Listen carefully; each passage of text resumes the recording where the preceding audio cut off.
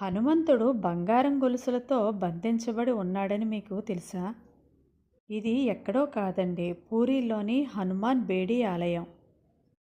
రావణుడు లాంటి అహంకారి కూడా బంధించలేకపోయిన ఆ హనుమంతుడిని ఈ ఆలయంలో ఎవరు ఎందుకు గొలుసులతో బంధించారు అంటే, ఈ ఆలయం యొక్క కథ సముద్రుడి భక్తితో ప్రారంభమవుతుంది. కానీ అదే భక్తి పూరీ నగరానికి ఒక మహా సంక్షోభంగా మారింది.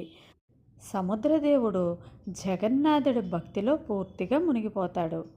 భగవాన్ జగన్నాథుడి పాదాలను ఎలాగైనా తాకాలని తన విధ్వంసకర భక్తితో పూరీ నగరం మొత్తాన్ని ధ్వంసం చేసేవాడు.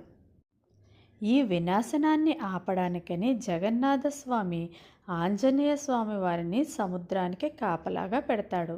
దాంతో సముద్రం శాంతించింది. కానీ ఇది ఎక్కువ కాలం నిలవలేదు.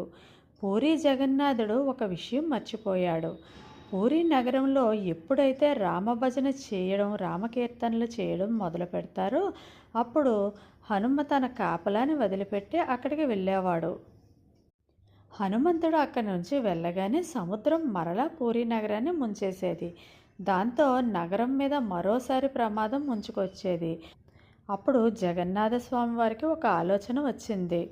ఆయన స్వయంగా హనుమంతుడి దగ్గరికి వెళ్ళి, నీ శక్తి అంతా ఇంతా కాదు, అందుకని నేను నిన్ను స్వయంగా ఈ సముద్ర తీరం వద్దనే బేడీలతో బంధించి వేస్తాను అని జగన్నాథస్వామి హనుమంతుడికి బేడీలు వేస్తాడు.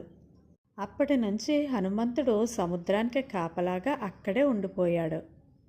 ఆ జగన్నాథ స్వామివారు బంధించిన ఆ స్థలంలోనే హనుమాన్ బేడి ఆలయాన్ని నిర్మించడం జరిగింది.